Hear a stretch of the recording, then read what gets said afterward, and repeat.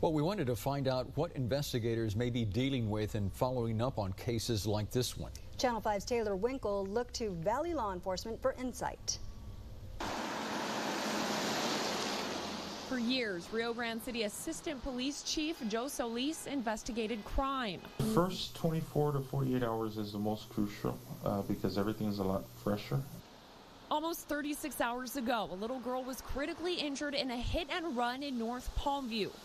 Chief Solis can't comment directly on that investigation, but we know from authorities details still very limited. You have to run with any case you get until you no longer have any leads. We know the suspect is a male in his early 30s. Right now, we don't have a race, hair color, or description. We also know the vehicle that hit the 9-year-old is a white Nissan. We don't have a model or year. Chief Solis says there's some cases where you just don't have leads and some you do. One of the most important factors. The easiest way to get leads is video surveillance. Starting from the address where the crime or accident happens, investigators go around looking for video, both business and residential. Another important piece of evidence. License plates are very key. Investigators can link a license plate to an address.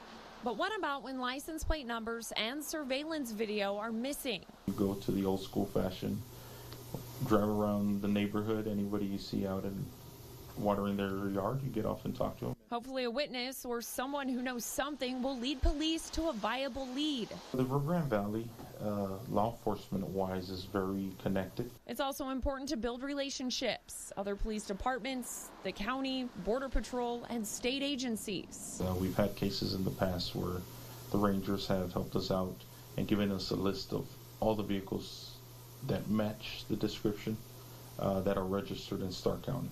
And you literally go one by one, following up on each one. He tells us anytime there's a specific person or vehicle wanted, every surrounding agency is notified. And given our proximity to the border, it's really important for agencies to build a rapport with the Mexican authorities. That way, criminals can't safely hide out across the border. But even if you take off to Mexico, once we have a warrant for your arrest, sooner than later you'll be caught. Solis says most important are the people closest to the incident. This is where the community comes into play. Those mom and pop shops, body paint shops, this is where they can step up and, hey, you know what, they brought this vehicle, it had damage here. To be able to solve cases, you do need the community's help. If you do not have the backing of the community, it becomes very hard to solve a case.